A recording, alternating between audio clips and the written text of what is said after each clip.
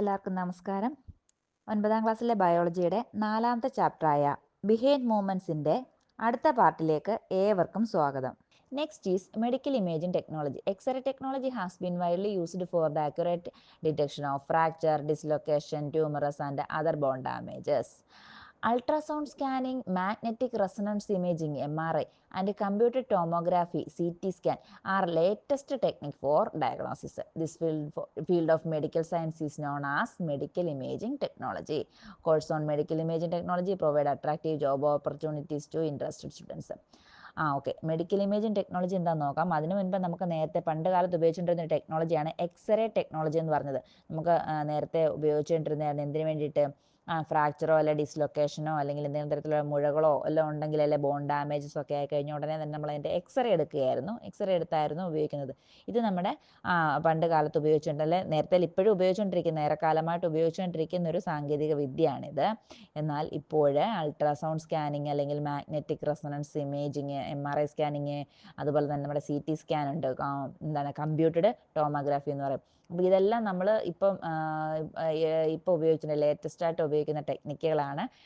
ഈ ഒരു field of medical science നമ്മൾ പറയുന്ന പേരാണ് മെഡിക്കൽ ഇമേജിംഗ് ടെക്നോളജി എന്ന് പറഞ്ഞത്. അതുപോലെ തന്നെ ഇപ്പോൾ അതിനെക്കുറിച്ച് ആരോഗ്യ മേഖലയിൽ ഇതിൽ താല്പര്യമുള്ള കുട്ടികൾക്കാണെന്നുണ്ടെങ്കിൽ ഈ ഒരു ഇമേജിംഗ് ടെക്നോളജി പഠിക്കുന്നത് മൂലം നല്ല രീതിയിലൊരു ജോബ് ഓപ്പർച്യൂണിറ്റി ഉള്ള ഒരു കോഴ്സ് കൂടിയാണ് ഏതെന്ന് പറയുന്നത് ഈ മെഡിക്കൽ ഇമേജിംഗ് ടെക്നോളജി എന്ന് പറയുന്നത് കേട്ടോ.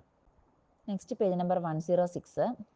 Come, let us see and study the path of evolution of life through fossils and skeletons. വരൂ, നമുക്ക് ഫോസിലിൻ്റെയും സ്കെലറ്റിൻ്റെയും ഒക്കെ ലൂടെയും ഒക്കെ നമുക്ക് നമ്മുടെ ഈ ജീവൻ്റെ പരിണാമപാത എങ്ങനെയാണെന്ന് നമുക്കൊന്ന് പഠിക്കാവുന്നതാണ്. ഒരു ഹെഡിങ് ആണ് കൊടുത്തിരിക്കുന്നത്. അപ്പം നോക്കിയാട്ടെ. Didn't you notice what is written at the entrance of the museum? Analyze the following excerpt from the science articles to determine if the development of the structural framework of the body is sufficient to understand evolution. അപ്പം മുകളിൽ കൊടുത്തിരിക്കുന്ന ഒരു മ്യൂസിയത്തിൻ്റെ ഒരു കവാടത്തിൽ കൊടുത്തിരിക്കുന്ന ഒരു heading ആയിരുന്നു കൊടുത്തിരിക്കുന്നത്. അപ്പം നമ്മുടെ ഈ എങ്ങനെയാണ് നമുക്ക് ഈ എവല്യൂഷൻ എന്താണ്? എവല്യൂഷൻ നിങ്ങൾക്ക് അറിയാവോ? പരിണാമം എന്ന് പറയുന്നത് നമ്മൾ ഒന്നിൽ നിന്ന് പരിണാമം സംഭവിച്ച് മറ്റൊരു ജീവിയിലേക്ക് മാറിയല്ല, അങ്ങനെ പരിണാമം സംഭവിച്ചാണ് നമ്മുടെ ഏറ്റവും അവസാനമായിട്ടുള്ള ഹ്യൂമൻ ബീയിങ്സ് വരെ എത്തിയെന്നുള്ള കാര്യങ്ങൾ നമുക്ക് ജസ്റ്റ് ഒന്ന് നോക്കാം. അതിനെക്കുറിച്ച് എന്താണ് അല്ലെങ്കിൽ എങ്ങനെയാണ് ഇതിനെക്കുറിച്ചൊന്ന് നമുക്കൊന്ന് നോക്കാം. Bones and evolution. The study of the framework of organisms gives several evidence for the scientific concept that all living beings have evolved sequentially. The hydroskeleton helps in the movement of organisms like jellyfish, earthworms, etc. Organisms like crabs and mussels having exoskeleton also appeared gradually along with these organisms. Later, vertebrate organisms with the endoskeleton evolved. Endoskeleton provided more flexibility and movement and also supported their large bodies. Okay, bipedal walking is an important phase in human evolution. Such changes in the skeletal system helped human beings to travel long distances and find suitable habitat, thus helping the expansions of human race. അപ്പോൾ അതായത് നമ്മുടെ bones and evolution. അപ്പോൾ ബോൺസിനെ നോക്കിയിട്ട് നമ്മുടെ evolution നമുക്ക് ഒന്ന് എന്ത് ചെയ്യാൻ പറ്റുന്നതാണ്, മനസ്സിലാക്കാൻ സാധിക്കും. കാരണം ബോൺസിൻ്റെ വെച്ചിട്ട് നോക്കുകയാണെന്നുണ്ടെങ്കിൽ ജീവികളുടെ നമുക്കറിയാം ഒരുപാട് പരിണമിച്ചുകൊണ്ടേയിരിക്കുകയാണ്, മാറ്റങ്ങൾ സംഭവിച്ചുകൊണ്ടേയിരിക്കുകയാണ്. അപ്പം നമ്മുടെ ഈ ജീവികളുടെ ബോൺസിൻ്റെ അല്ലെങ്കിൽ സ്കെലിറ്റൻ്റെ പഠനത്തെക്കുറിച്ച് നമ്മൾ നോക്കുകയാണെങ്കിൽ ഫസ്റ്റ് നമ്മുടെ ഈ ജെല്ലി ഫിഷ് അല്ലെങ്കിൽ അതുപോലെ തന്നെ നമ്മുടെ എർത്തോം ഒക്കെ ഉണ്ട്, അവരുടെ ചലനത്തിന് അവരുടെ മൂവ്മെൻറ്റ്സിന് സഹായിച്ചത് അവരുടെ ഹൈഡ്രോസ്കെലറ്റൻ ആയിരുന്നു. ഉള്ളിലുള്ള ജെല്ല് പോലുള്ള സബ്സ്റ്റൻസ് ആയിരുന്നു അവർക്ക് മൂവ്മെൻറ്റിന് സഹായിച്ചിരുന്നത്, അല്ലേ? ഓക്കെ, നമുക്കറിയാം നിങ്ങൾ കേട്ടിട്ടുണ്ടോ, നമ്മൾ ഉണ്ടായിരിക്കുന്ന അല്ലെ നമ്മൾ ഈ പറയുന്ന ഈ ലോകത്തെ ഈ ഭൂമിയിലെ ജീവൻ ഉണ്ടായതെല്ലാം ആകെ നമ്മുടെ സമുദ്രത്തിലൊരു ചെറിയ സെല്ലായിട്ട് വന്നു. ആ സെല്ലിൽ നിന്ന് മാറിത്തിരിഞ്ഞ് പുതിയ ആ സെല്ല് ജോയിൻ ചെയ്തിട്ട് ടിഷ്യൂസായിട്ട് ഫോം ചെയ്തിട്ട് അതിൽ നിന്ന് പ്ലാന്റ്സ് ഉണ്ടായി, അല്ലെ ആനിമൽസ് ഉണ്ടായി, അങ്ങനെ ഒരുപാട് രൂപാന്തരം സംഭവിച്ച് ഓരോരോ ജീവികളുണ്ടായി. അതിൽ നിന്ന് ഏറ്റവും അവസാനമുണ്ടായ ഒരു ജീവിയാണ് നമ്മൾ ഹ്യൂമൻ ബീയിങ്സ് എന്ന് പറയുന്നത് കേട്ടോ. അപ്പം നമ്മുടെ ഈ സ്കെലിറ്റൻ വെച്ചിട്ട് അല്ലെ സ്കെലിറ്റൻ സിസ്റ്റം വെച്ച് നോക്കുമ്പോൾ നമ്മൾ പറയുന്നത് ഫസ്റ്റ് ജെല്ലി ഫിഷിൻ്റെ ഒരു കാര്യം പറയുകയാണ്. ജെല്ലി ഫിഷ് ഫസ്റ്റ് എന്നല്ല പറഞ്ഞത്. ജെല്ലി ഫിഷിനെ നോക്കുകയാണെങ്കിൽ സ്കെലിറ്റൻ്റെ വെച്ച് നോക്കുകയാണെങ്കിൽ അവർക്കുണ്ടായിരുന്ന ഹൈഡ്രോസ്കെലിറ്റൻ ആയിരുന്നു അവരുടെ മൂവ്മെൻറ്റിനെ സഹായിച്ചിരുന്നത് അവരെ. അതുപോലെ അവർക്ക് രൂപാന്തരം സംഭവിച്ചിട്ട് ഈ സ്കെലിറ്റന് ഒരു പ്രൊട്ടക്ഷനൊക്കെ വന്നിട്ട്, അതായത് അവർക്കൊരു എന്തുണ്ടായി, ബാഹ്യ അസ്ഥികൂടം, ഒരു എക്സോസ്കെലറ്റൻ ഉണ്ടായ ജീവികളാണ്. അങ്ങനെ അല്ലെങ്കിൽ അത്തരത്തിലുള്ള ജീവികളാണ് ഇപ്പം നമ്മൾ പറഞ്ഞ ക്രാബ് ആയിക്കോട്ടെ, അതുപോലെ മസിൽസ്, കക്ക, അങ്ങനെയൊക്കെയുള്ള ജീവികൾ നിങ്ങൾ നോക്കാന്നുണ്ടെങ്കിൽ അവർക്ക് ഈ പറയുന്ന ഹൈഡ്രോസ്കെലറ്റന് രൂപാന്തരം സംഭവിച്ചു വന്നിട്ട് അവർക്ക് എക്സോസ്കെലറ്റനൊക്കെ ഉണ്ടായിട്ട് ആ രീതിയിലുണ്ടായ ജീവികളാണെന്ന് പറയുന്നു. പിന്നീടാണ് നമ്മുടെ എൻഡോസ്കെലറ്റൻ ഉണ്ടായത്. ജീവികൾക്ക് എൻഡോസ്കെലറ്റൻ ഉണ്ടായി. അങ്ങനെ ആ എൻഡോസ്കെലറ്റൻ ഉള്ളിൽ ഉണ്ടായി. ഇതിന് നല്ല രീതിയിൽ ഫ്ലെക്സിബിലിറ്റി, നല്ല രീതിയിൽ മൂവ് ചെയ്യാനും ഒക്കെ ഈ എൻഡോസ്കെലറ്റൻ സഹായിക്കുന്നു. തന്നെയല്ല ഒരു ഇപ്പോൾ ശരീരത്തിന് വലിപ്പം വെച്ച് കഴിഞ്ഞാൽ നമുക്ക് അറിയാം, നമ്മുടെ ഇപ്പോൾ ഒരു ഡൈനോസറിനെയൊക്കെ നോക്കുകയാണെങ്കിൽ എന്തോരം വലിപ്പമുള്ള ഒരു ജീവിയാണ് അല്ലേ. ആ ജീവിയുടെ അത്രയും വെയിറ്റിനെ താങ്ങി നിർത്തുന്നത് അതിൻ്റെ ഉള്ളിലുള്ള ആ എൻഡോസ്കെലറ്റൻ ആണ്. അപ്പോൾ അങ്ങനെ താങ്ങി നിർത്താനും അതിനേക്കാളും നമ്മുടെ എന്താണ് ബൈപ്പെഡൽ വാക്കിംഗ് എന്ന് പറഞ്ഞാൽ നമ്മുടെ ഇരുകാലിലുള്ള ചലനം അല്ലേ, ചലനം നടക്കാനും ഒക്കെ സഹായിക്കുന്നത് ഈ എൻഡോസ്കെലറ്റൻ ആണ്. അത് നമ്മുടെ ഹ്യൂമൻ ബീയിങ്സിന് മാത്രമാണ് അങ്ങനെയുള്ളൊരു കഴിവുള്ളത് അല്ലേ. ഹ്യൂമൻ ബീയിങ്സ് ആണ് അതിന് 2 കാലിൽ നടക്കാനുള്ള കഴിവുള്ളത്. അങ്ങനെ ദീർഘദൂരങ്ങളിലേക്ക് സഞ്ചരിച്ച് നല്ല രീതിയിലുള്ള വാസസ്ഥലങ്ങളും ഒക്കെ നമുക്ക് കണ്ടെത്തി. ഈ നമ്മുടെ ഹ്യൂമൻ എറ അല്ലെങ്കിൽ നമ്മുടെ ഈ ഹാബിറ്റാറ്റ് നമ്മൾ എന്ത് ചെയ്തു, നമുക്ക് മാറ്റങ്ങളൊക്കെ ഉണ്ടായിട്ട് നല്ല രീതിയിൽ വികസിക്കുന്നതിനുമൊക്കെ ഇത് സഹായിക്കുന്നു. നമ്മുടെ ബോൺസ് സഹായിച്ചു എന്നാണ് പറഞ്ഞിരിക്കുന്നത്. അപ്പോൾ ബോൺസിന് രൂപാന്തരം സംഭവിച്ച കാര്യങ്ങളാണ് ഇപ്പോൾ ഇവിടെ കൊടുത്തിരിക്കുന്നത്. ബോൺസ് ഇല്ലാത്തവരായിരുന്നു ആദ്യമുള്ളവർ. അവർ പിന്നെ ജെല്ലി ഹൈഡ്രോസ്കെലറ്റൻ ആയിരുന്നു. പിന്നെ അതിൽ നിന്നും എന്ത് വന്നു, എക്സോസ്കെലറ്റനുള്ള ജീവികളുണ്ടായി. അതിൽ നിന്നും രൂപാന്തരം സംഭവിച്ചിട്ടാണ് ലാസ്റ്റിലുള്ള ഈ എൻഡോസ്കെലറ്റനുള്ള ജീവികളായതെന്നും അതിൻ്റെ ലാസ്റ്റ് കണ്ണിയാണ് നമ്മൾ ഹ്യൂമൻ ബീയിങ്സ്. അപ്പോൾ പേജ് നമ്പർ 107 നോക്കിയാട്ടെ. Where do the human beings come from? How are we related to hominins who became extinct? അപ്പം നമ്മൾ മനുഷ്യർ എവിടെ നിന്നാണ് വരുന്നത്, അല്ലെങ്കിൽ നമുക്ക് ഈ വംശനാശം സംഭവിച്ചു പോയ ഹോമിനിനുകളുമായിട്ട് നമ്മൾ എങ്ങനെ ബന്ധപ്പെട്ടിരിക്കുന്നു എന്ന് നോക്കാം. ഹോമിനിൻസ് എന്ന് വെച്ച് കഴിഞ്ഞാൽ നമ്മൾ മനുഷ്യരുമായിട്ട് സാമ്യമുള്ള അല്ലെങ്കിൽ നേരെ നിവർന്ന് നിൽക്കാനുമൊക്കെ കഴിവുള്ള എന്താണ് ജീവവർഗമായിരുന്നു നമ്മുടെ ആൻസിസ്റ്റേഴ്സ് എന്ന് പറയാം. അല്ലെങ്കിൽ നമ്മളുമായിട്ട് തന്നെ സാമ്യമുള്ള എന്ന് തന്നെ അവരെ പറയാമായിരുന്നു അല്ലേ. അവർക്കിപ്പോൾ എന്ത് സംഭവിച്ചു, എക്സ്റ്റിൻ്റ് ആയിട്ട് പോയിരിക്കുകയാണ്. അപ്പം എങ്ങനെയാണ് നമ്മുടെ ഈ മനുഷ്യവംശം ഉണ്ടായത് എന്നൊക്കെ നമുക്കൊന്ന് നോക്കാം. Life history from bones. ഇനി ബോൺസിൽ നിന്നുള്ള ജീവചരിത്രം എങ്ങനെയൊക്കെയാണ് നമുക്കൊന്ന് നോക്കാം. The scientific concept that provides a comprehensive explanations about the formation of the diversity of life that evolved on Earth over millions of years is called evolution of life. The pictures of evolution of life is made up of many evidence from various spheres such as genetics, embryology and paleontology, or the study of fossils. The study of fossils is an effective means of study that sheds lights into the past. അതായത് നമ്മുടെ ഈ scientific concept അനുസരിച്ച് നോക്കുകയാണെങ്കിൽ അത് എങ്ങനെയുള്ളതാണ്, ഒരുപാട് explanation പറയുന്ന ഒരുപാട് വർഷങ്ങൾ അല്ലേ, കോടിക്കണക്കിന് വർഷങ്ങൾ കൊണ്ടാണ് നമ്മുടെ ഈ ഭൂമിയിലെ ജീവൻ്റെ ഡൈവേഴ്സിറ്റി രൂപപ്പെട്ടതിനെക്കുറിച്ച് നമ്മൾ ഇങ്ങനെ പഠിച്ചുകൊണ്ടേയിരിക്കുകയാണ്. അപ്പോൾ ആ രീതിയിൽ വിശദീകരണം നൽകുന്ന ആ ഒരു ശാസ്ത്ര ആശയത്തെയാണ് നമ്മൾ എവല്യൂഷൻ അല്ലെങ്കിൽ ജീവപരിണാമം എന്നാണ് പറയുന്നത്. ഈ എവല്യൂഷൻ്റെ അല്ലെങ്കിൽ നമ്മൾ ആ എവല്യൂഷൻ്റെ പിക്ചറുകളൊക്കെ നോക്കുകയാണെങ്കിൽ തന്നെ നമുക്കറിയാം ഇതിൻ്റെ എവിഡൻസ്, നമുക്ക് തെളിവുകൾ വേണമല്ലോ. തെളിവുകൾ ഉണ്ടായിട്ടാണ് നമ്മൾ ഇതെല്ലാം അംഗീകരിക്കുന്നത്. ഈ തെളിവുകൾ നമുക്ക് വേരിയസ് സ്പേഴ്സിൽ നിന്നും കിട്ടിയിരിക്കുന്നത് അതിൻ്റെ ജെനറ്റിക്സ് ആയിരിക്കും. ചിലപ്പോൾ ജനിതക ഘടനയിൽ നിന്നും നമുക്ക് ഒരുപാട് തെളിവുകൾ ലഭിച്ചിട്ടുണ്ട്.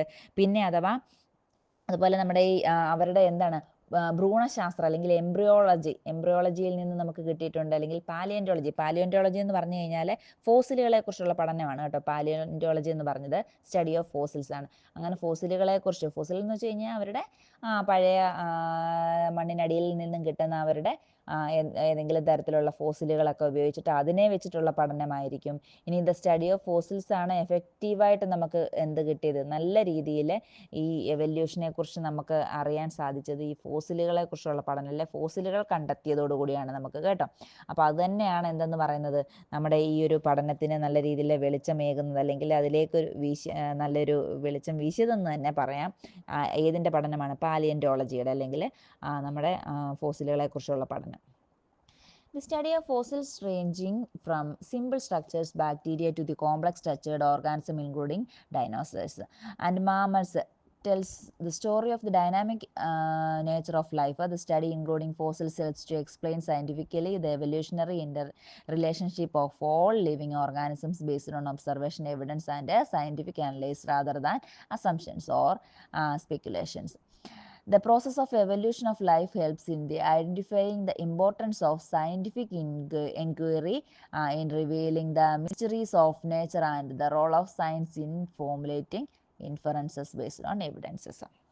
നമ്മുടെ സിമ്പിളായിട്ടുള്ള ഈ ഫോസിലുകളെ കുറിച്ച് പഠിക്കുകയാണെന്നുണ്ടെങ്കിൽ സിമ്പിൾ സ്ട്രക്ചറായിട്ടുള്ള ബാക്ടീരിയ മുതൽ കോംപ്ലക്സ് സ്ട്രക്ചറായിട്ടുള്ള ഡൈനോസർസും അതുപോലെ തന്നെ മാമൽസും എല്ലാത്തിനെയും കുറിച്ചുള്ള ഫോസിലുകൾ നമുക്ക് ലഭ്യമായിട്ടുണ്ട്. അപ്പം നമ്മുടെ ഈ ജീവൻ്റെ ഈ ഒരു മൂവ്മെൻറ്റ്സിൻ്റെ കഥയൊക്കെ നമുക്ക് അതിൽ നിന്ന് നമുക്ക് മനസ്സിലായതാണ് കേട്ടോ. അങ്ങനെ ഇവരിൽ നിന്നുള്ള എവിഡൻസ് നമുക്ക് ഫോസിലുകളായിട്ട് കിട്ടിയതിൽ നിന്നാണ് നമുക്ക് ഇവരുടെ എല്ലാം പരിണാമപരമായിട്ടുള്ള ബന്ധത്തെ നമുക്ക് അതിൽ നിന്ന് മനസ്സിലാക്കാൻ സാധിക്കും. നമ്മൾ ഊഹിച്ച് പറയുന്നതിന് പകരം നമുക്ക് നിരീക്ഷണം അല്ലെങ്കിൽ തെളിവുകൾ, ശാസ്ത്രീയ വിശകലനം എന്നിവയുടെ അടിസ്ഥാനത്തിലാണ് നമ്മൾ ഈ ശാസ്ത്രീയമായിട്ട് വിശദീകരിക്കാൻ ഫോസിലുകൾ അടക്കമുള്ള പഠനം നമുക്ക് സഹായിച്ചിട്ടുണ്ട്, ഒരുപാട് സഹായിച്ചിട്ടുണ്ട് കേട്ടോ. പ്രകൃതിയുടെ പലതരത്തിലുള്ള കാര്യങ്ങൾ പ്രകൃതിയിൽ നിന്ന് നമുക്ക് അന്വേഷിച്ച് കണ്ടെത്താൻ സാധിച്ചതിൽ നിന്നുള്ള തെളിവുകളുടെ അടിസ്ഥാനത്തിലാണ് നമ്മളിങ്ങനെയുള്ള നിഗമനങ്ങളിലൊക്കെ രൂപപ്പെടുന്നത്. അപ്പോൾ അതിന് ഈ നമ്മുടെ ശാസ്ത്രത്തിൽ വലിയ രീതിയിൽ ഈ പറയുന്ന പോലെ എവല്യൂഷനെ മനസ്സിലാക്കാൻ വേണ്ടിയിട്ട് ഈ ഫോസിലുകളുടെ പഠനമൊക്കെ നല്ല രീതിയിൽ സഹായിച്ചിട്ടുണ്ടെന്നാണ് പറയുന്നത്.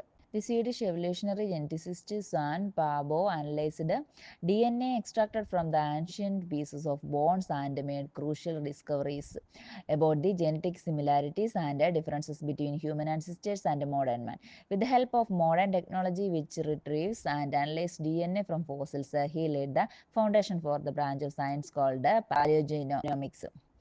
He was awarded the Nobel Prize in 2022 for his latest discoveries in the genome of the extinct hominins and about human evolution. Ancient ടൈമിൽ ജീവിച്ചിരുന്നാൽ പുരാതനമായിട്ടുള്ള ജീവികളിൽ നിന്നുള്ള അവരുടെ ബോൺസിൽ നിന്നൊക്കെ DNA വേർതിരിച്ചെടുത്ത് അതിലൂടെ വിശകലനം ചെയ്ത് മനുഷ്യരുടെ അല്ലെങ്കിൽ പൂർവിക ജീവികളുടെയൊക്കെ അതുപോലെ ആധുനിക മനുഷ്യരും തമ്മിലുള്ള ജനിതക സാമ്യ വ്യത്യാസങ്ങളെക്കുറിച്ച് നിർണായക കണ്ടെത്തലുകളാണ് ആര് നടത്തിയത്?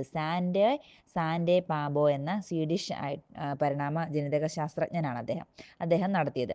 ഈ ഫോസിലുകളിൽ നിന്ന് DNA വീണ്ടെടുക്കുന്നതിലും അതിനെ വിശകലനം ചെയ്യുന്നതടക്കമുള്ള ഒരുപാട് സാങ്കേതിക വിദ്യകളിലൂടെയാണ് അദ്ദേഹം പാലിയോജീനോമിക്സ് എന്ന ഈ ശാസ്ത്രശാഖയ്ക്ക് അദ്ദേഹം അടിത്തറയിട്ടെന്നാണ് പറഞ്ഞിരിക്കുന്നത്. നമ്മുടെ വംശനാശം സംഭവിച്ചു പോയ നമ്മൾ പറഞ്ഞ ഹോമിനുകളുണ്ടല്ലോ, ഈ ഹോമിനുകളുടെയൊക്കെ ജീനോമിനെയും കുറിച്ചും അല്ലെ മനുഷ്യരുമായിട്ടുള്ള അവരുടെ സാമ്യത്തെക്കുറിച്ചും അവരുടെ പരിണാമത്തെക്കുറിച്ചൊക്കെ ഉള്ള നമ്മുടെ ഈ രീതിയിലുള്ള പുതിയ കണ്ടെത്തലുകളൊക്കെ അദ്ദേഹം കണ്ടെത്തിയിരുന്നു. അതിന് അദ്ദേഹത്തിന് 2022 നോബൽ പ്രൈസും ലഭിച്ചിരുന്നു. Next page number 108, movements in plants. You know that there is movements not only in animals but also in plants. Plants movements occurs according to stimuli. The internal or external instigations that evoke a response in living organism is called a stimulus. Light, water, gravity, touch, chemical substance, etc. are stimuli that cause plants movements. Analyze figure 4.2, discuss and find out the various plants movements and the stimuli that cause movements in plants.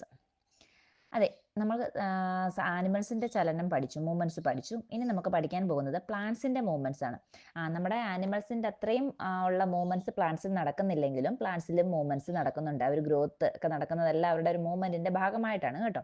അപ്പോഴേ നമ്മുടെ ഈ ഓർഗാനിസത്തിനെല്ലാം തന്നെ അല്ലെങ്കിൽ living ഓർഗാനിസത്തിനെല്ലാം ജീവനുള്ള എല്ലാ വസ്തുക്കൾക്കും അവർക്ക് ഒരു അതായത് ഏതെങ്കിലും ഒരു ഇതിനോട് ജീവജാലങ്ങൾക്ക് ഒരു പ്രതികരണത്തിന് കാരണമാകുന്ന, അതായത് ഇന്റേണലി ആയിക്കോട്ടെ എക്സ്റ്റേണലി ആയിക്കോട്ടെ ഏതെങ്കിലും തരത്തിലുള്ള ഒരു പ്രതികരണത്തിന് കാരണമാകുന്ന ആ ഒരു പ്രേരണ, അവരെ പ്രേരിപ്പിക്കുന്ന ഒരു പ്രേരണയുണ്ടല്ലോ, അതിനെ നമ്മൾ പറയുന്ന പേരാണ് സ്റ്റിമുലസ് എന്ന് പറയുന്നത്. എന്തെങ്കിലും ഒരു കാര്യത്തിന് വേണ്ടി അവരെ പ്രേരിപ്പിക്കുന്നത് എന്താണോ ആ ഘടകത്തിന് പറയുന്ന പേരാണ് സ്റ്റിമുലസ് എന്ന് പറഞ്ഞത്. അതിപ്പോൾ പ്ലാന്റ്സിൻ്റെ ആണെന്നുണ്ടെങ്കിൽ അവർക്ക് പലതരത്തിലുള്ള സ്റ്റിമുലസ് ഉണ്ട്. Light, water, gravity, touch, chemical substance, ഇതെല്ലാം അവർക്ക് സ്റ്റിമുലസിന് കാരണമാകുന്ന പ്രേരണകളാണ്, അല്ലെ പ്രേരിപ്പിക്കുന്ന ഘടകമാകുന്ന ഒരു പ്രതികരണത്തിന് കാരണമാകുന്ന പ്രേരണകളാണ് കേട്ടോ. ഇപ്പോൾ ഒരു സ്റ്റിമുലസ് എന്ന് പറയുകയാണെങ്കിൽ ഇപ്പം നമുക്കൊരു എക്സാമ്പിൾ പറയുകയാണെങ്കിൽ അല്ലെ ഈ സ്റ്റിമുലസ് എന്താണ്? സ്റ്റിമുലസിന് ഉദ്ദീപനം എന്നാണ് പറയുന്നത്. സ്റ്റിമുലസ് എന്ന് പറഞ്ഞു കഴിഞ്ഞാൽ ഇപ്പം നമ്മളാണെങ്കിൽ ഒരു ഒബ്ജക്റ്റിനെ, ഇപ്പോൾ ഇത് ചൂടായിട്ടിരിക്കുന്ന ഒരു വസ്തുവിനെ തൊടുമ്പോൾ പെട്ടെന്ന് നമുക്ക് ചൂട് അനുഭവപ്പെടുകയും നമ്മളത് കൈ പിൻവലിക്കുകയും ചെയ്യും അല്ലേ. അവിടെ എന്താണ് അവിടെ നമുക്കുണ്ടായ സ്റ്റിമുലസ്? ചൂടെന്ന് പറയുന്ന ഒരു പ്രേരണ അവിടെ ഉണ്ടായത് കൊണ്ടാണ് നമ്മൾ അതിനെ പ്രതികരിക്കാൻ വേണ്ടിയിട്ട് കൈവലിച്ചത്. അത് നമുക്ക് എക്സ്റ്റേണലി ഉണ്ടായിട്ടുള്ളൊരു സ്റ്റിമുലസ് ആണ്. ഇനി ഇന്റേണലി ആണെങ്കിൽ എക്സാമ്പിൾ പറയുകയാണെങ്കിൽ ഇപ്പം നമുക്ക് വിശപ്പ് അനുഭവപ്പെടുന്നു അല്ലേ? വിശക്കുമ്പോൾ നമുക്ക് ഉള്ളിൽ ഉണ്ടാകുന്ന ഒരു സ്റ്റിമുലസ് ഉണ്ടല്ലോ, ഉള്ളിൽ നിന്ന് നമുക്ക് അത് മനസ്സിലാക്കി തരുന്ന ഒരു സ്റ്റിമുലസ്. അത് വരുമ്പോൾ നമുക്ക് വിശപ്പാണെന്ന് മനസ്സിലാവുകയും നമ്മൾ അതിന് എന്ത് ചെയ്യുക, ആഹാരം കഴിക്കുകയും ചെയ്യുന്നു അല്ലേ? അപ്പം അതാണ് അവിടെ സ്റ്റിമുലസ്. വിശപ്പ് അല്ല, ഹങ്കർ എന്നുള്ളത് ഒരു വിശപ്പ് എന്നുള്ളൊരു സ്റ്റിമുലസ്. അത് പലർക്കും പല രീതിയിലായിരിക്കും വയറ്റിൽ നിന്ന് ഉണ്ടാകുന്ന ഏത് രീതിയിലാണ് വിശപ്പ്. അത് ഇന്റേണലി ഉണ്ടാകുന്ന ഒരു സ്റ്റിമുലസ് ആണ്. അങ്ങനെ പലതരത്തിലുള്ള സ്റ്റിമുലസ് ഈ ലിവിങ് ഓർഗാനിസത്തിനെല്ലാം തന്നെയുണ്ട്. സ്റ്റിമുലസിനനുസരിച്ചാണ് നമ്മൾ എന്ത് ചെയ്യുന്നത്, പ്രതികരിക്കുന്നത് അല്ലേ? അപ്പം ഇപ്പം പ്ലാന്റ്സിന്റെ സ്റ്റിമുലസ് ആണ് പറഞ്ഞത്. ലൈറ്റും വാട്ടറും ഗ്രാവിറ്റിയും ടച്ചും കെമിക്കൽ സബ്സ്റ്റൻസും എല്ലാം ഡാർക്കും എല്ലാം തന്നെ അവർക്കൊരു സ്റ്റിമുലസിന് കാരണമാകുന്നതാണ്, സ്റ്റിമുലസ് ഉണ്ടാക്കുന്നതാണ്. അപ്പോൾ താഴെ കൊടുത്തിരിക്കുന്ന 4.2-നകത്തെ പ്ലാന്റ്സ് മൂവ്മെന്റ്സ് ആണ് കാണിച്ചിരിക്കുന്നത്. അത് പലതരത്തിലുള്ള സ്റ്റിമുലസ് ആണ്, അവരിൽ ഉണ്ടാകുന്ന സ്റ്റിമുലസ് ആണിത്. നമുക്കതൊന്ന് കണ്ടെത്താം. ഒന്നാമത്തെ പിക്ചർ നോക്കിയാട്ടെ. ഒരു വള്ളിച്ചെടി ഒരു പ്ലാന്റിൽ എന്ത് ചെയ്തിരിക്കുകയാണ്, ചുറ്റി വളരുകയാണ് അല്ലേ? അപ്പം അതെന്താണ് അവിടെ ഉണ്ടാകുന്ന സ്റ്റിമുലസ്? അപ്പം നോക്കിയാട്ടെ, creepers support and twist around. ഒരു ക്രീപ്പർ, ഒരു വള്ളിച്ചെടി ഒരു പ്ലാന്റെ ചുറ്റി പിടിച്ചിട്ട് സപ്പോർട്ട് ചെയ്ത് നിൽക്കാൻ വേണ്ടിയിട്ടാണ് നിൽക്കുകയാണ്. അവിടെ അവർക്ക് ഉണ്ടായ സ്റ്റിമുല എന്ന് പറയുന്നത് ടച്ചാണ് കേട്ടോ. ടച്ചിലൂടെയാണ് അവരുടെ എന്തെന്ന് പറയുന്നത്, പ്രേരണം അല്ലെങ്കിൽ ഉദ്ദീപനം എന്ന് പറയുന്നത് അവിടെ എന്താണ്, ടച്ചാണ്. ആ ടച്ചിലൂടെയാണ് അവർ അതിലേക്ക് എന്ത് ചെയ്യുന്നത്, ഏതൊരു സാധനത്തിനെയും ടച്ച് ചെയ്ത് മനസ്സിലാക്കിയിട്ട് അതിലങ്ങ് റൗണ്ട് ചെയ്ത് ചുറ്റിപ്പിടിച്ച് അവർ സപ്പോർട്ട് ചെയ്ത് നിൽക്കുകയാണ് ചെയ്തേക്കുന്നത്. ഇനി രണ്ടാമത്തെ എന്താണ്? രണ്ടാമത്തേന്ന് പറഞ്ഞാൽ the plants grow towards the light. കണ്ടോ, ചട്ടിക്കകത്തിരിക്കുന്ന ഒരു പ്ലാന്റ് പ്രകാശമുള്ള ഭാഗത്തേക്ക് വളരുന്നു അല്ലേ? അവിടെ എന്താണ് സ്റ്റിമുലേ? ലൈറ്റ് ആണ്. മൂന്നാമത്തെ നോക്കിയാട്ടെ, ടച്ച് മീ നോട്ട്. നമ്മുടെ മൈമോസ അല്ലെങ്കിൽ നമ്മുടെ തൊട്ടാവാടി എന്ന് പറയും അല്ലേ? Touch me not leaf curls when touched. നമ്മൾ ടച്ച് ചെയ്യുമ്പോൾ അതിൻ്റെ ഇലകൾ എന്ത് ചെയ്യുന്നു, ആ ഇലകൾ ഇങ്ങനെ വാടി നിൽക്കുന്നു അല്ലേ? അപ്പോൾ അവിടെ ഉണ്ടായ സ്റ്റിമുല എന്ന് പറയുന്നത് അതും ടച്ചാണ്. നെക്സ്റ്റ് നോക്കി, some plants curl their leaves at night. രാത്രി കാലങ്ങളിൽ ചില പ്ലാന്റ്സ് എന്ത് ചെയ്യാറുണ്ട്, ഇതേപോലെ വാടി നിൽക്കുന്ന അല്ലെ അതിൻ്റെ ഇലകൾ ഇങ്ങനെ ഉറങ്ങുകയാണെന്നൊക്കെ പറയും നമ്മൾ കേട്ടോ. അങ്ങനെ എന്ത് ചെയ്യാറുണ്ട്, ഇങ്ങനെ വാടി നിൽക്കുന്ന പോലെ രാത്രി ആകുമ്പോൾ അവർ നിൽക്കാറുണ്ട്. അതിന് കാരണം എന്താണെന്നറിയോ? ഡാർക്ക് എന്ന സ്റ്റിമുലയാണ്. അവിടെ ഏത് സ്റ്റിമുലയാണ്? ഡാർക്ക് ആണ്. Are all plants movements that you have listed related to direction of stimulus? അതായത് ഇപ്പം നമ്മൾ ഈ പറഞ്ഞ ഇത്രയും പ്ലാന്റ് മൂവ്മെന്റ്സും നമ്മുടെ ആ സ്റ്റിമുലസിനനുസരിച്ചിട്ടല്ല, സ്റ്റിമുലസ് നടക്കുന്ന ദിശയിലേക്ക് തന്നെയാണോ അവരുടെ സസ്യങ്ങളുടെ മൂവ്മെന്റ്സ് ഉണ്ടായതെന്നാണ് ചോദിച്ചിരിക്കുന്നത്. ഒന്നാമത്തെ ക്രീപ്പേഴ്സ് എന്ത് ചെയ്യുന്നു, ടച്ച് ചെയ്തിട്ട് അതിനനുസരിച്ചാണ് അത് മൂവ് ചെയ്ത് പോകുന്നത് അല്ലേ? എന്നാൽ നമ്മുടെ മെമോസ പ്ലാന്റിന് നോക്കിയട്ടെ, അത് നമ്മൾ ടച്ച് ചെയ്യുമ്പോൾ അതിൻ്റെ ഓപ്പോസിറ്റ് ഡയറക്ഷനിലേക്കാണ് അത് എന്ത് ചെയ്ത് പോകുന്നത്, മടങ്ങിപ്പോവുകയാണ് ചെയ്യുന്നത് അല്ലേ? അതെന്ത് ചെയ്യുന്നു, അല്ലെങ്കിൽ അത് കൂമ്പുക അല്ലെങ്കിൽ അതിൻ്റെ ഇല വാടിയിരിക്കുക എന്നൊക്കെ ചെയ്യുന്നത്. അപ്പം സസ്യങ്ങളുടെ ഈ മൂവ്മെന്റ്സ് സ്റ്റിമുലസിന് അനുസൃതമായിട്ടല്ലേ, സ്റ്റിമുലസ് നടക്കുന്ന ഭാഗത്തേക്കല്ലേ, എവിടെ നിന്നാണോ സ്റ്റിമുലസ് ഉണ്ടാകുന്നത്, ഇപ്പം അവിടെ ലൈറ്റ് ഉള്ള ഭാഗത്തേക്ക് പ്ലാന്റ് വളരുന്നു, അത് സ്റ്റിമുലസിൻ്റെ അടുത്തേക്കാണ് അത് പോകുന്നത് അല്ലേ, വളരുന്നത്.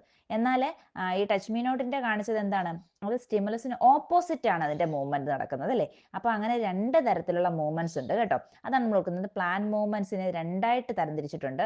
ഒന്നാമത്തെ നോക്കിയാട്ടെ, tropic movement. Second one is nastic movement. Tropic movements according to the direction of stimulus. സ്റ്റിമുലസിനനുസരിച്ചുള്ള അല്ലെ ഉദ്ദീപന ദിശയ്ക്ക് അനുസരിച്ചുള്ള മൂവ്മെന്റ് ആണെന്നുണ്ടെങ്കിൽ അതിനെ നമ്മൾ ട്രോപ്പിക് മൂവ്മെന്റ് എന്ന് പറയുന്നു. ഈ പ്ലാന്റ് ലൈറ്റ് ഉള്ള ഭാഗത്തേക്ക് വളരുന്നു, അതെന്താണ്, അതിന്റെ സ്റ്റെമ്മ് വളരുന്നു, അതെന്താണ്, ഒരു ട്രോപ്പിക് മൂവ്മെന്റ് ആണ്. നെക്സ്റ്റ് പറയുന്നത് നാസ്റ്റിക് മൂവ്മെന്റ് ആണ്. Movements not according to the direction of stimulus.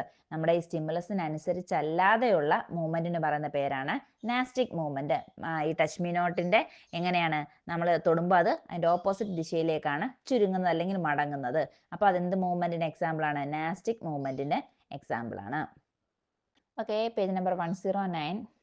Analyze illustration 4.12. Identify how the movements of shoots and roots are related to the direction of stimulus and complete the table 4.7. അപ്പോൾ 4.12 നോക്കുക. അതിനകത്ത് tropic movements കൊടുത്തിട്ടുണ്ട്. First one is phototropism. ലൈറ്റിനനുസരിച്ചുള്ള പ്ലാന്റിന്റെ മൂവ്മെന്റിന് പറയുന്ന പേരാണ് phototropism. ജിയോട്രോപ്പിസം ഭൂഗുരുത്വ tropical, അതായത് നമ്മുടെ ഗ്രാവിറ്റിക്ക് അനുസരിച്ച് അതിന്റെ പ്ലാന്റിന്റെ വളർച്ച എങ്ങനെയാണെന്നാണ് കൊടുത്തിരിക്കുന്നത്. അടുത്തത് ഹൈഡ്രോട്രോപ്പിസം.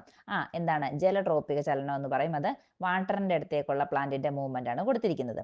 ഓക്കെ, ഈ ട്രോപ്പിക് മൂവ്മെന്റ്സ് നോക്കിയിട്ട് ഇത് എങ്ങനെയൊക്കെയാണ് ഇതിന്റെ സ്റ്റിമുലസ്, ഓരോ അതിന്റെ സ്റ്റെമ്മിനും അതിന്റെ റൂട്ടിനും ഉണ്ടാകുന്ന ഏതൊക്കെ ഡയറക്ഷനിലേക്കാണ് സ്റ്റിമുലസ് നടക്കുന്നതെന്ന് നമുക്കൊന്ന് നോക്കാം. ആ ടേബിൾ നോക്കിയാട്ടെ. 4.7 ട്രോപ്പിക് മൂവ്മെന്റ്സ്, പ്ലാന്റ് മൂവ്മെന്റ്സ് കൊടുത്തിട്ടുണ്ട് അല്ലെ. ഫോട്ടോട്രോപ്പിസം സമയത്ത് അതിൻ്റെ പ്ലാന്റിൻ്റെ മൂവ്മെൻ്റ് ആണ് കൊടുത്തിരിക്കുന്നത്. ഈ ഫോട്ടോട്രോപ്പിസം എന്ന് പറഞ്ഞതിൻ്റെ സ്റ്റിമുലസ് എന്താണെന്നാണ് നമുക്ക് സെക്കൻഡ് കോളത്തിൽ എഴുതേണ്ടത്. സ്റ്റിമുലസ് എന്താണ് ഫോട്ടോട്രോപ്പിസത്തിൻ്റെ? ലൈറ്റ് ആണ്. ഫോട്ടോ മീൻസ് ലൈറ്റ് ആണ് അവിടെ സ്റ്റിമുലസ്. ഇനി direction of movement of the shoot, അതിൻ്റെ ആ സ്റ്റെമ്മിൻ്റെ മൂവ്മെന്റ് എങ്ങോട്ടാണ് പോയിരിക്കുന്നതെന്നാണ് ചോദിച്ചിരിക്കുന്നത്. Towards the direction of stimulus. Answer എന്താണ്? സ്റ്റിമുലസിന്റെ അടുത്തേക്ക് തന്നെയാണ് അതിന്റെ സ്റ്റെമ്മ് പോയിരിക്കുന്നത് അല്ലേ. സ്റ്റെമ്മ് വളർന്നു പോയിരിക്കുന്നത് എവിടേക്ക് തന്നെയാണ്? ലൈറ്റിന്റെ ഭാഗത്തേക്ക് തന്നെയല്ലേ. അതുകൊണ്ട് towards the direction of stimulus. ഇനി തേർഡ് കോളത്തിനകത്തത് direction of movement of the root. അതിന്റെ റൂട്ട് എങ്ങോട്ടാണ് പോയിരിക്കുന്നത്? Against the direction of stimulus. സ്റ്റിമുലസിന് എഗെയിൻസ്റ്റ് ആയിട്ടാണ്, ഓപ്പോസിറ്റ് ആയിട്ടാണ് അല്ലേ. ലൈറ്റിന്റെ ഭാഗത്തേക്കാണ് പ്ലാന്റിന്റെ സ്റ്റെമ്മ് പോയതെങ്കിൽ ലൈറ്റിന് ഓപ്പോസിറ്റ് അല്ലേ, മണ്ണിന് താഴേക്കല്ലേ, അത് ഇരുട്ടത്തേക്കല്ലയോ ആര് പോയിരിക്കുന്നത്? അതിൻ്റെ റൂട്ട് പോയിരിക്കുന്നത്. Second column geotropism. ജിയോട്രോപ്പിസത്തിന് സ്റ്റിമുലസ് എന്താണ്? ഗ്രാവിറ്റിയാണ്, ഭൂഗുരുത്വമാണ് അതിൻ്റെ സ്റ്റിമുലസ്. ഇനി direction of movement of shoot നോക്കിയട്ടെ. സ്റ്റെമ്മ് അതിന് ഓപ്പോസിറ്റ് ആണ് അല്ലേ. ഭൂമിയുടെ ഭൂഗുരുത്വം എന്ന് പറഞ്ഞു കഴിഞ്ഞാൽ ഭൂമിയുടെ അച്ചുതണ്ടിലേക്ക് അതിനെ വലിച്ച് എല്ലാ വസ്തുക്കളെയും ഭൂമിക്ക് അതിൻ്റെ അച്ചുതണ്ടിലേക്ക് വലിച്ച് നിർത്താനുള്ളൊരു കഴിവുണ്ട്. അതിനെയാണ് നമ്മൾ എന്തെന്ന് പറയുന്നത്? ഭൂഗുരുത്വാകർഷണം എന്ന് പറയുന്നത് അല്ലേ. ഇവിടെ സ്റ്റെം എങ്ങോട്ടാണ് പോയിരിക്കുന്നത്? അതിന് എഗെയിൻസ്റ്റ് ആയിട്ട് മുകളിലോട്ടല്ലേ പോകുന്നത്. സ്റ്റെമ്മ് മുകളിലോട്ട് വളരുകയല്ലേ ചെയ്യുന്നത്. അപ്പോൾ അതിന് ഓപ്പോസിറ്റ് ആയിട്ടാണ്, against the direction of stimulus എന്നാണ് അതിൻ്റെ ആൻസർ. ഇപ്പോൾ ഷൂട്ടിന് അല്ലെങ്കിൽ സ്റ്റെമ്മിൻ്റെ മൂവ്മെന്റ് എങ്ങോട്ടാണ്? Against the direction of stimulus. ഇനി direction of the movement of root എങ്ങോട്ടാണ് ചെല്ലുന്നത്? ഈ ഗ്രാവിറ്റി ഉള്ള സ്ഥലത്തേക്ക് തന്നെ അല്ലേ, താഴേക്ക് തന്നെയാണ് ചെല്ലുന്നത്. എവിടെയാണ്? Towards the direction of stimulus ആണ് answer. Towards the direction of stimulus. ഇനി ഹൈഡ്രോട്രോപ്പിസം ആണ്. ഹൈഡ്രോട്രോപ്പിസം ജലട്രോപികചലനം, ജലത്തിൻ്റെ അടുത്തേക്കുള്ള പ്ലാന്റിൻ്റെ ചലനമാണ്. അതിൻ്റെ അപ്പോൾ സ്റ്റിമുലസ് എന്ന് പറയുന്നത് ആരാണ്? വാട്ടറാണ്. ഹൈഡ്രോട്രോപ്പിസത്തിൻ്റെ വാട്ടറാണ് stimulus. Direction of movement of ഷൂട്ടിൻ്റെ മൂവ്മെന്റ് എങ്ങനെയാണ്? Against the direction of stimulus. Water ഉള്ള ഭാഗത്തിൻ്റെ ഓപ്പോസിറ്റ്, മുകളിലേക്കല്ലേ പോകുന്നത്. മുകളിലേക്കാണ് സ്റ്റെമ്മ് പോകുന്നത്. ഇനി അതിൻ്റെ റൂട്ട് എവിടേക്കാണ് പോകുന്നത്? Towards the direction of stimulus. സ്റ്റിമുലസിൻ്റെ അടുത്തേക്കാണ് പോകുന്നത്. ഇവിടുത്തെ സ്റ്റിമുലസ് ആയ വാട്ടറിൻ്റെ അടുത്തേക്കാണ് റൂട്ട് പോകുന്നത് അല്ലെങ്കിൽ വളരുന്നത്. 2 other tropic movements found in plants are given in illustration 4.13. Find out the characteristics of this and record them in the science diary. അപ്പം നമ്മൾ കുറച്ച് അതായത് ഫോട്ടോട്രോപ്പിസം, ജിയോട്രോപ്പിസം, ഹൈഡ്രോട്രോപ്പിസം എന്ന് പറയുന്ന കുറേ മൂവ്മെൻറ്റ്സ് പഠിച്ചു. ഇനി അതല്ലാതെ വേറെ കുറേ മൂവ്മെൻറ്റ്സ് തന്നിരിക്കുകയാണ്. അടുത്തത് ഹാപ്റ്റോട്രോപ്പിസം ആൻഡ് കീമോട്രോപ്പിസം. ഹാപ്റ്റോട്രോപ്പിസം എന്ന് പറഞ്ഞു കഴിഞ്ഞാൽ സ്പർശട്രോപിക ചലനം അല്ലെ മൂവ്മെന്റ് എന്ന് പറയും. കീമോട്രോപ്പിസം രാസട്രോപിക ചലനം എന്നാണ് പറയുന്നത്. അപ്പോൾ അതൊക്കെ എന്താണെന്ന് നമുക്കൊന്ന് നോക്കാം. അതിൻ്റെ എക്സാമ്പിൾ നോക്കുമ്പോൾ നമുക്ക് നേരത്തെ നമ്മളൊന്ന് പറഞ്ഞതാണ്. ഹാപ്റ്റോട്രോപ്പിസത്തിൻ്റെ എക്സാമ്പിളാണ് നമ്മുടെ ഈ ടച്ചിനനുസരിച്ച് ഒരു പ്ലാന്റ് എന്ത് ചെയ്യുന്നത്? വളർന്നു പോകുന്നത്. ഹാപ്റ്റോട്രോപ്പിസത്തിന് എക്സാമ്പിളാണ്. അതേപോലെ കീമോട്രോപ്പിസം എന്ന് പറഞ്ഞു കഴിഞ്ഞാൽ പോളൻ ട്യൂബിൻ്റെ മൂവ് ചെയ്യുന്നതാണ്. പോളൻ ട്യൂബിലേക്ക്, അതായത് നമുക്കൊരു റീപ്രൊഡക്ഷൻ നടന്നു കഴിയുമ്പം റീപ്രൊഡക്ഷന് വേണ്ടിയിട്ട് പോളൻ ട്യൂബിലൂടെ വന്ന് എന്ത് വരുന്നത്? പോളൻ ഗ്രെയിൻസ് വന്ന് എഗ്ഗുമായിട്ട് ഫ്യൂസ് ചെയ്യുന്നില്ലേ? അപ്പോൾ അതൊരു കീമോട്രോപ്പിസത്തിന് എക്സാമ്പിളാണ് കേട്ടോ. അപ്പോൾ അത് രണ്ട് ട്രോപ്പിക് മൂവ്മെൻറ്റ്സിന് എക്സാമ്പിളാണ്. അപ്പം നമ്മളോടൊരു ടേബിൾ തയ്യാറാക്കാൻ, അല്ലെങ്കിൽ അതിൻ്റെ ആൻസർ നമ്മൾ നേരത്തെ പറഞ്ഞതുപോലെ ഒരു ആൻസർ തയ്യാറാക്കാനാണ് പറഞ്ഞിരിക്കുന്നത്. അപ്പം നമുക്ക് നോക്കാം രണ്ട് ട്രോപ്പിസത്തിൻ്റെയും. അപ്പോൾ ഒരു കോളം വരച്ചിട്ട് നമുക്ക് നോക്കിയാട്ടെ. പ്ലാൻ മൂവ്മെൻ്റ് ആയിട്ടുള്ള ഹാപ്റ്റോട്രോപ്പിസത്തിൻ്റെ സ്റ്റിമുലസ് എന്താണ്? സ്റ്റിമുലസ് ടച്ചാണ് കേട്ടോ. ടച്ചാണ് അതിൻ്റെ സ്റ്റിമുലസ്. ഡയറക്ഷൻ ഓഫ് മൂവ്മെൻറ്റ് എങ്ങോട്ടാണ്? Towards or around the object that causes stimulus. ഇവിടെ സ്റ്റിമുലസിൻ്റെ അടുത്തേക്ക് എങ്ങനെയാണ്, അല്ലെങ്കിൽ അതിനെ ചുറ്റിയായിരിക്കും എന്ത് നടക്കുന്നത്? അതിൻ്റെ മൂവ്മെൻറ്റ് നടക്കുന്നത് കേട്ടോ. ഇനി അടുത്തത് കീമോട്രോപ്പിസത്തിൻ്റെ സ്റ്റിമുലസ് എന്ന് പറഞ്ഞത് കെമിക്കൽസ് ആണ് അവരുടെ ഉദ്ദീപനത്തിന് കാരണമായിരിക്കുന്ന വസ്തു. ഇനി അതിൻ്റെ ഡയറക്ഷൻ ഓഫ് മൂവ്മെൻറ്റ് നോക്കിയാട്ടെ. Towards the direction where the chemical is present. അപ്പോൾ കെമിക്കൽ എവിടെയാണ് പ്രസൻ്റ് ആയത്? അവിടേക്കാണ് അതിൻ്റെ ഡയറക്ഷൻ ഓഫ് മൂവ്മെൻറ്റ് നടക്കുന്നത്. പേജ് നമ്പർ 110 ആണ്. അടുത്ത് നോക്കിയാട്ടെ. അതിനകത്തൊരു എക്സ്പെരിമെൻ്റ് ആണ് കൊടുത്തിരിക്കുന്നത്. Arrange sawdust and the earthen pot filled with water in a box as shown in the figure. Place some gram seeds at different parts of the box. Take the pots out carefully after a few days. Observe the direction of growth of the roots. അപ്പോൾ നമ്മുടെ ഈ പിക്ചറിൽ കാണിച്ചിരിക്കുന്നത് പോലെ ഒരു പെട്ടി എടുത്തിട്ട് അതിനകത്ത് കുറേ സോഡസ്റ്റ് നമ്മുടെ മരപ്പൊടി ഇടുക. അതിനുശേഷം എന്ത് ചെയ്യാനാണ് പറഞ്ഞിരിക്കുന്നത്? ഒരു ജലം നിറച്ചിട്ടുള്ള അല്ലെ വെള്ളം നിറച്ചിട്ടുള്ള ഒരു മൺകലം, എർത്തൻ പോട്ട് എന്താണ് മൺകലവും കൂടെ വെച്ചിരിക്കുന്ന പോലെ വെക്കുക. എന്നിട്ട് അതിനകത്തോട്ട് കുറച്ച് പയറ് വിത്തുകൾ ആ പെട്ടിക്കുള്ളിൽ പല ഭാഗങ്ങളിലായിട്ട് ഇട്ടേക്കാനാണ് പറഞ്ഞിരിക്കുന്നത്. എന്നിട്ട് കുറച്ച് ദിവസം നിങ്ങളോട് അതിനെ എന്ത് ചെയ്യാനാണ്? വാച്ച് ചെയ്യാൻ പറഞ്ഞിരിക്കുന്നു. അതിനുശേഷം ആ മൺകലം നമ്മൾ വെളിയിലേക്ക് എടുക്കുക. വെളിയിലേക്ക് എടുത്തിട്ട് പ്ലാന്റ്സ് അതിനകത്ത് ഇട്ടിരുന്ന നമ്മുടെ പയറുണ്ടല്ലോ, പയർ വളരും. അതെങ്ങനെയാണ് വളർന്നത്, അല്ലെ എങ്ങോട്ടാണ് അതിൻ്റെ റൂട്ടിൻ്റെ ദിശ, വളർച്ചാ ദിശ എങ്ങോട്ടാണ് അല്ലേ കൊടുത്തിരിക്കുന്നത്? ഗ്രോത്ത് എങ്ങോട്ടാണ്, ഡയറക്ഷൻ ഓഫ് ഗ്രോത്ത് എങ്ങോട്ടാണ് റൂട്ടിൻ്റെ എന്നാണ് നിങ്ങളോട് ഒബ്സർവ് ചെയ്യാൻ പറഞ്ഞിരിക്കുന്നത്. നമുക്കറിയാവുന്ന കാര്യമാണ്. എന്താണ്, ഒരു പ്ലാന്റ് വളരണമെന്നുണ്ടെങ്കിൽ ഒരു പയർ ചുമ്മാതെ ഒരു നമ്മുടെ ടേബിളിൽ കിടന്നു കഴിഞ്ഞാൽ പയർ വളരത്തൊന്നുമില്ല. അല്ലെങ്കിൽ ഒരു വെറും അല്ലെങ്കിൽ ഉണക്കൽ മാത്രമായിട്ട് കിടക്കുന്ന ഒരു മണ്ണിനകത്തോട്ടിട്ടല്ലേ നമ്മൾ ഇല്ലെന്നുണ്ടെങ്കിൽ ആ വിത്ത് മുളയ്ക്കില്ലെന്ന് നമുക്കറിയാം. ഒരു വിത്ത് മുളയ്ക്കണമെന്നുണ്ടെങ്കിൽ അതിന് അത്യാവശ്യമായിട്ട് വേണ്ട ഒരു ഘടകം എന്താണ്? വെള്ളം വേണം ആ വിത്ത് മുളയ്ക്കണമെന്നുണ്ടെങ്കിൽ അല്ലേ. അപ്പോൾ ഇവിടെ നമ്മളൊരു വെള്ളം നിറച്ച മൺകുടമുണ്ട് ആ മരപ്പൊടിക്കകത്തല്ലേ വെച്ചിട്ടുന്നത്. അപ്പോൾ ഈ നമുക്കറിയാം സ്വാഭാവികമായിട്ടും എർത്തൻ പോട്ട് ആവുമ്പം അതിനകത്തൂടെ എന്തോ ഇറങ്ങും? ഈർപ്പം ഇറങ്ങും അല്ലേ. ഈർപ്പം ഇറങ്ങിയിട്ട് ആ ഒരു മരപ്പൊടിയല്ലേ, മരപ്പൊടിക്കകത്തോട്ട് ആ ഈർപ്പം നിലനിൽക്കുകയും ചെയ്യും. അപ്പോൾ ഈ ഒരു ഈ ഒരു സീഡിന് അടുത്തേക്ക് ഈ ഒരു ഈർപ്പം ചെല്ലുകയും അത് വളരാൻ തുടങ്ങുകയും ചെയ്യും. വളരുമ്പം അയാൾക്ക് വെള്ളം ആവശ്യമാണ്. വെള്ളം ആവശ്യമാകുമ്പോൾ ആ വെള്ളം എടുക്കാൻ വേണ്ടി അതിൻ്റെ റൂട്ട് എവിടേക്ക് പോകും? വെള്ളം എവിടുന്നാണോ വരുന്നത് ആ ഭാഗത്തേക്ക് അതിൻ്റെ റൂട്ട് ഗ്രോ ചെയ്യും അല്ലേ. അപ്പോൾ ആ എർത്തൻ പോട്ട് എവിടെയായിരുന്നോ ഇരുന്നത് അവിടെയാണ് നല്ലപോലെ വെള്ളം ഉള്ളതെന്ന റൂട്ട് മനസ്സിലാക്കുകയും അതിന് സ്റ്റിമുലസ് കിട്ടുകയും ആ റൂട്ട് പയറുവിത്തിൻ്റെ റൂട്ടെല്ലാം എങ്ങോട്ട് പോയി വളരുകയും ചെയ്യും? എർത്തൻ പോട്ടിൻ്റെ അല്ലെങ്കിൽ ആ മൺകുടത്തിൻ്റെ അടുത്തേക്ക് അതിൻ്റെ റൂട്ട് ഗ്രോ ചെയ്യുന്നതായിട്ട് നമുക്ക് നിരീക്ഷിക്കാൻ സാധിച്ചു. അപ്പോൾ എന്തൊക്കെയാണ് ഒബ്സർവ് ചെയ്തതെന്നുള്ളതും ഒബ്സർവേഷനും ഇൻഫറൻസും നമുക്കൊന്ന് എഴുതാം. ഒബ്സർവേഷൻ എഴുതിക്കോ. The roots will grow closer to the water filled pot. അപ്പോൾ വെള്ളം നിറച്ച് വെച്ചിരുന്ന ആ പോട്ടിൻ്റെ അടുത്തേക്കായിരിക്കും റൂട്ട് ഗ്രോ ചെയ്തതാണ് നമ്മൾ ഒബ്സർവ് ചെയ്തത്. അതിൻ്റെ ഇൻഫറൻസ് എഴുതിക്കോ. This proves that plants exhibit hydrotropic movement. ഇതിൽ നിന്ന് നമുക്ക് എന്ത് മനസ്സിലാക്കി? ഈ പ്ലാന്റ് എന്ത് തരം മൂവ്മെൻ്റ് ആണ് കാഴ്ചവെച്ചിരിക്കുന്നത്? ഹൈഡ്രോട്രോപിക് മൂവ്മെൻ്റ് ആണ് കാഴ്ചവെച്ചിരിക്കുന്നത്. Have you ever touched a touch me not plants? How is the movement of the leaves of touch me not plant? Which type of movement is this? What is the peculiarity of such movements? Such type of movements are called nastic movements. List out more example for nastic movements. നമ്മൾ നേരത്തെ തന്നെ കണ്ടായിരുന്നു touch me not അല്ലെങ്കിൽ നമ്മുടെ mimosa പിടിക്കുക എന്ന് പറയുന്ന തൊട്ടാവാടി പ്ലാന്റിൻ്റെ മൂവ്മെൻറ്റ്സ് പഠിച്ചായിരുന്നു അല്ലേ. നമ്മളതിനെ തൊടുമ്പോൾ എന്തോ ചെയ്യും? അതിൻ്റെ ഇലകൾ കൂമ്പുന്നതായിട്ട് നമുക്ക് കാണാൻ സാധിക്കും അല്ലേ. അപ്പോൾ ഇതിന് കാരണം എന്താണെന്നായിരുന്നു ചോദിച്ചിരിക്കുന്നത് അല്ലേ. എന്താണ് ഇങ്ങനെ തൊട്ടാവാടി ചെടിയിൽ ഇങ്ങനെ ഉണ്ടായ ചലനത്തിന്? ഇതിന് നമ്മൾ നാസ്റ്റിക് മൂവ്മെൻ്റ് എന്നും നേരത്തെ പറഞ്ഞു കഴിഞ്ഞു അല്ലേ. നാസ്റ്റിക് മൂവ്മെൻറ്റ് എന്താണെന്നറിയാമോ? നാസ്റ്റിക് movement if the direction of plant movement is not in accordance with the stimulus is called nastic movement. അതായത് സ്റ്റിമുലസിന് അനുസൃതമല്ലാത്ത മൂവ്മെൻ്റ് ആണ് നാസ്റ്റിക് മൂവ്മെൻറ്റ്. അതിന് ഓപ്പോസിറ്റ് ആയിട്ടായിരിക്കും അല്ല, ഓപ്പോസിറ്റ് എന്നല്ല, സ്റ്റിമുലസിന് അനുസൃതമല്ലാത്ത രീതിയിലായിരിക്കും അതിൻ്റെ പ്ലാന്റിൻ്റെ ഡയറക്ഷൻ എന്ന് പറയുന്നത്. അത്തരത്തിലുള്ള മൂവ്മെൻ്റ് ആണ് നാസ്റ്റിക് മൂവ്മെൻറ്റ്സ് എന്ന് പറഞ്ഞത്. അപ്പം നമ്മൾ പറഞ്ഞിരിക്കുന്നത് കുറേ നാസ്റ്റിക് മൂവ്മെൻറ്റ്സിന് എക്സാമ്പിൾ അല്ലേ. List out more example for nastic movements എന്ന് പറഞ്ഞിരിക്കുന്നത്. എഴുതിക്കോ example. First one is flowers are blooming. പൂക്കൾ വിടരുന്നു അല്ലേ. അതൊരു നാസ്റ്റിക് മൂവ്മെൻ്റ് ആണ്. അത് എന്തിനനുസൃതമല്ല?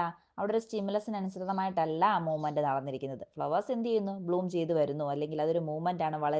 ആ ഒരു പൂ വിടരുന്ന ഒരു മൂവ്മെൻ്റ് ഉണ്ടല്ലോ, അത് എന്തിനനുസൃതമല്ല? ഒരു സ്റ്റിമുലസിന് അനുസൃതമല്ലാത്ത മൂവ്മെൻ്റ് ആണ്. ഇനി അടുത്തത് മൂവ്മെൻറ്റ്സ് ഓഫ് പ്രിഡേറ്ററി പ്ലാന്റ്സ്. ഇരപിടിയൻ സസ്യങ്ങളില്ലേ, അവർ എന്തിനെ പിടിക്കുന്നു? ഇരകളെ പിടിക്കുന്നു. അത് എന്തിന് എക്സാമ്പിളാണ്? ഒരു നാസ്റ്റിക് മൂവ്മെൻറ്റിന് എക്സാമ്പിളാണ്. പിന്നെ നമ്മൾ കണ്ടു some plants curl their leaves at night. ചില പ്ലാന്റ്സ് എന്ത് ചെയ്യാറുണ്ട്? ഇരുട്ടാവുമ്പം അത് എന്ത് ചെയ്യാറുണ്ട്? അതിൻ്റെ ഇലകളെ ഇങ്ങനെ മടങ്ങുന്നതായിട്ട് അല്ലെങ്കിൽ ചുരുങ്ങിയിരിക്കുന്നതായിട്ട് കാണാറുണ്ട് അല്ലേ. അതും ഒരു നാസ്റ്റിക് മൂവ്മെൻറ്റിന് എക്സാമ്പിളാണ്.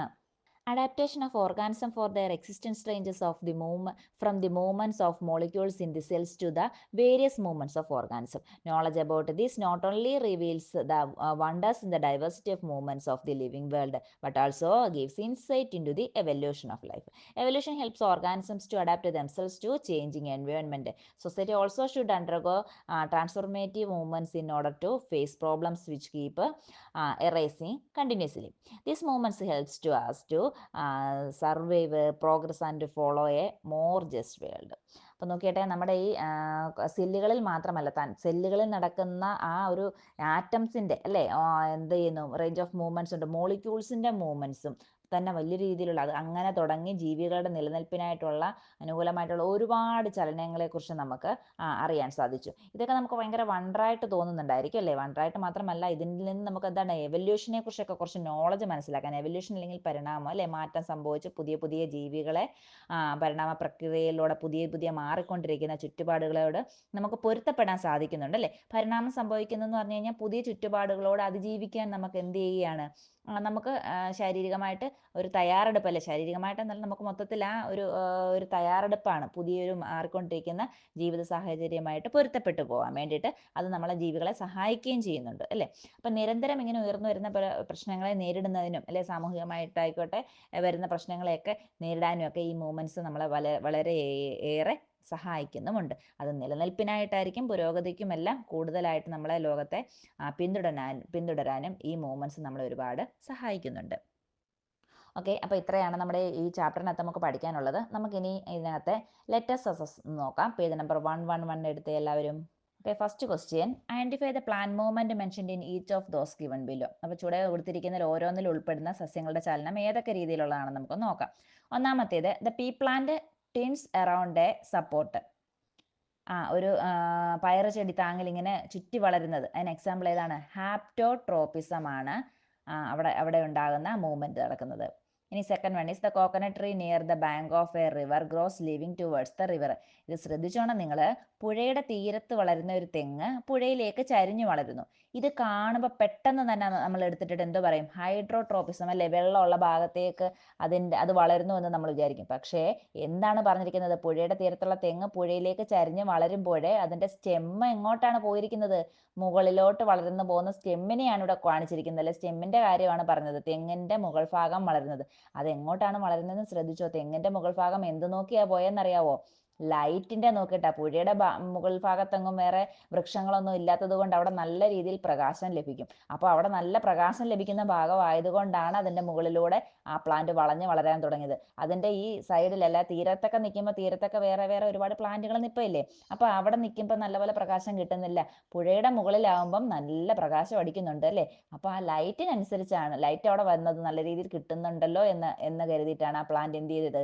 അങ്ങോട്ട് വളർന്നിരിക്കുന്നത്. അവിടെ സ്റ്റിമുലസ് ലൈറ്റ് ആണ്. അപ്പം നമുക്ക് അതിൻ്റെ ആൻസർ ഏതാണ്? മൂവ്മെന്റ് എന്ത് തരത്തിലുള്ള മൂവ്മെന്റ്? ലൈറ്റിനനുസരിച്ച് ഫോട്ടോട്രോപ്പിസം ആണ് ആൻസർ. ആരും ഹൈഡ്രോട്രോപ്പിസം എഴുതി വെക്കരുത്. Answer is phototropism. അടുത്തത് C, the pollen tube gross towards the ovary. നമ്മൾ നേരത്തെ തന്നെ പറഞ്ഞായിരുന്നു അല്ലേ. ഈ പോളൻ ട്യൂബ്സ് എന്ത് ചെയ്യുന്നു? നമ്മുടെ ആ ഓവറിലേക്ക് വളരുന്നത് എന്തിനു വേണ്ടിയിട്ടാണ്? അവിടെ ഫെർട്ടിലൈസേഷൻ നടത്താൻ വേണ്ടിയിട്ട് അല്ലേ. അത് കീമോട്രോപ്പിസം ആണ്. Next, the leaf of touch me not plant folds while touching. നമ്മൾ ടച്ച് ചെയ്യുമ്പോൾ ടച്ച് മീ നോട്ട് പ്ലാന്റ് ചുരുങ്ങുന്നത് അല്ലെങ്കിൽ അല്ലേ, അത് എന്തിന് എക്സാമ്പിൾ ആണ്? നാസ്റ്റിക് മൂവ്മെന്റ് ആണ് അതിൻ്റെ answer. Second question, identify the disease mentioned in the statement given below. In some people, certain cells of the immune system may destroy the cartilage and synovial membrane. നമ്മൾ പറഞ്ഞ ശരീരത്തിന് പ്രതിരോധ, അപ്പോൾ താഴെ കൊടുത്തിരിക്കുന്ന ക്വസ്റ്റ്യൻ എന്ന് പറഞ്ഞു കഴിഞ്ഞാൽ താഴെ കൊടുത്തിരിക്കുന്ന പ്രസ്താവന നോക്കിയിട്ട് അത് ഏത് രോഗത്തെയാണെന്ന് എഴുതാനാണ്. അപ്പോൾ ഇതാണ് ശരീരത്തിന് പ്രതിരോധ ശക്തി നൽകുന്ന, നമ്മുടെ ഇമ്മ്യൂൺ സിസ്റ്റത്തിനെ സഹായിക്കുന്ന ചില ഘടകങ്ങൾ ചിലർക്ക് എന്ത് സംഭവിക്കാൻ കാരണമാകുന്നുണ്ട്? കാർട്ടിലേജിനെയും സൈനോവിയൽ മെംബ്രെയിനെയും ഒക്കെ നശിപ്പിക്കുന്നു. അത് ഏത് രോഗത്തിന് എക്സാമ്പിൾ ആണ്? ഏത് രോഗമായിരുന്നു അത്? റിമാറ്റോയിഡ് ആർത്രൈറ്റിസ് ആണ് ആൻസർ. ഇനി മൂന്നാമത്തെ question, identify the muscles from the peculiarities given below. Cells with single nucleus, spindle shaped cells. അപ്പോൾ സിംഗിൾ ന്യൂക്ലിയസ് ഉള്ളതും സ്പിൻഡിൽ ഷേപ്പ്ഡ് സെല്ല് ഏതായിരുന്നു? നമ്മുടെ ഏത് സെല്ലായിരുന്നു? ഏത് മസിലായിരുന്നു? സ്മൂത്ത് മസിലാണ് ആൻസർ.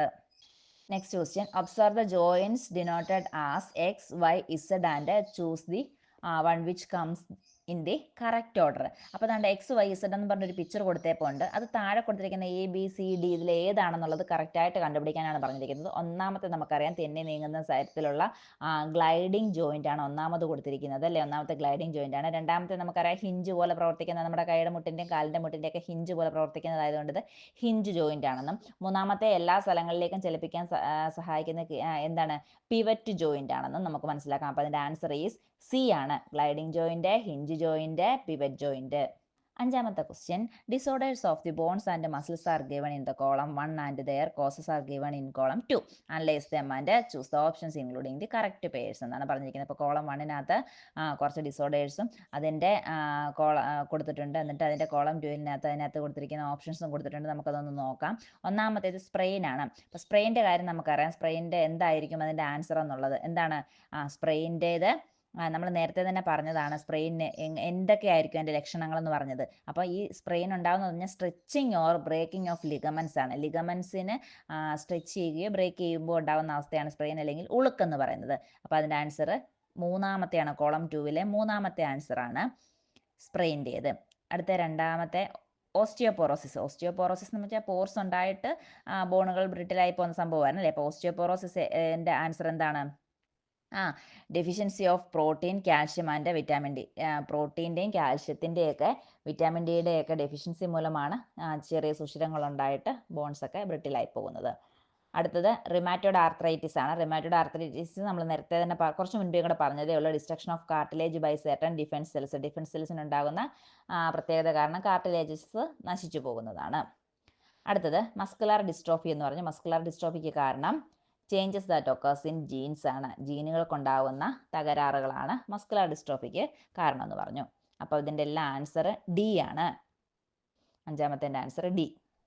നെക്സ്റ്റ് ആറാമത്തെ question, redraw the diagrams and answer the following questions ആണ്. Identify the parts mentioned below and label them. അപ്പോൾ നോക്കിയട്ടെ, നമുക്ക് ബയോളജിക്ക് ഒരുപാട് പിക്ചറുകളുണ്ട്. ഈ ടെക്സ്റ്റിനകത്ത് കൊടുത്തിരിക്കുന്ന ഇത്രയും നമ്മൾ പറഞ്ഞു തന്നിട്ടുള്ള പിക്ചറുകളെല്ലാം നിങ്ങൾ പഠിക്കണം കേട്ടോ. പിക്ചറുകളൊക്കെ നിങ്ങളോട് റീഡ്രോ ചെയ്യാനോ അല്ലെന്നുണ്ടെങ്കിൽ അതിൻ്റെ പാർട്സൊക്കെ കണ്ടെത്താനോ എല്ലാം ചോദിക്കുന്നതാണ്. അതുകൊണ്ട് എല്ലാ പിക്ചറുകളും നിങ്ങൾ നല്ല രീതിയിൽ നോക്കി പഠിക്കണം. ഇവിടെ നമുക്ക് നമ്മുടെ ജോയിൻറ്റിൻ്റെ പിക്ചറാണ് കൊടുത്തിരിക്കുന്നത്. അത് റീഡ്രോ ചെയ്തിട്ട് അത് ലേബൽ ചെയ്യാനും പറഞ്ഞിട്ടുണ്ട് വിട്ടുപോയ ഭാഗങ്ങൾ. ഒന്നാമത് നമ്മളോട് പറഞ്ഞിരിക്കുന്നത് fluid present between the bones ആണ്. ബോൺസിൻ്റെ ഇടയിലുള്ള ഫ്ലൂയിഡിന് പറഞ്ഞ പേര് സൈനോവിയൽ ഫ്ലൂയിഡ് എന്നാണ്. അത് നിങ്ങൾ ലേബൽ ചെയ്യുക കറക്റ്റായിട്ട്. ഇനി രണ്ടാമത്തേത്, the part seen the tip of the bones which reduce friction. Friction കുറയ്ക്കാൻ വേണ്ടിയിട്ട് ബോണുകളുടെ ടിപ്പിൽ കാണപ്പെടുന്നത് ആരായിരുന്നു, കാർട്ടിലേജ് ആണ്. കാർട്ടിലേജും കറക്റ്റായിട്ട് തന്നെ നിങ്ങൾ ലേബൽ ചെയ്യുക. അടുത്ത B ക്വസ്റ്റ്യൻ എന്താണ്, identify the parts labelled X in the diagram and write its function. ആ എക്സ് എന്ന് കൊടുത്തിരിക്കുന്ന ഏത് ഭാഗമാണ്, നമ്മുടെ ലിഗമെൻസ് ആണ്. ഏറ്റവും വെളിയിൽ കാണപ്പെടുന്നത് നമ്മുടെ ലിഗമെൻസ് ആണെന്ന് പറഞ്ഞു. അപ്പോൾ ലിഗമെൻ്റ് ആണ് എക്സ് എന്നുള്ള പോർഷൻ. അതിൻ്റെ ഫംഗ്ഷൻ എന്താണ്, കണക്റ്റിംഗ് 2 ബോൺസ്. 2 ബോണുകളെ തമ്മിൽ കണക്ട് ചെയ്യുക എന്നുള്ളതാണ് അതിൻ്റെ ഫംഗ്ഷൻ. അപ്പോൾ ഇത്രയും കാര്യങ്ങൾ നിങ്ങൾക്കെല്ലാം മനസ്സിലായെന്ന് കരുതുന്നു. ഇതിൻ്റെ ബാക്കി ഭാഗം അടുത്ത പാർട്ടിൽ ഉൾപ്പെടുത്തുന്നതായിരിക്കും. അപ്പോൾ ഇതുവരെ പഠിച്ചതിനെക്കുറിച്ച് എന്തെങ്കിലും സംശയങ്ങളുണ്ടെങ്കിൽ അത് നിങ്ങൾ കമൻ്റായിട്ട് രേഖപ്പെടുത്തുക. അതുപോലെ തന്നെ പുതിയ പുതിയ വീഡിയോകൾ പെട്ടെന്ന് ലഭിക്കാനായി ഈ ചാനൽ സബ്സ്ക്രൈബ് ചെയ്യുക. താങ്ക്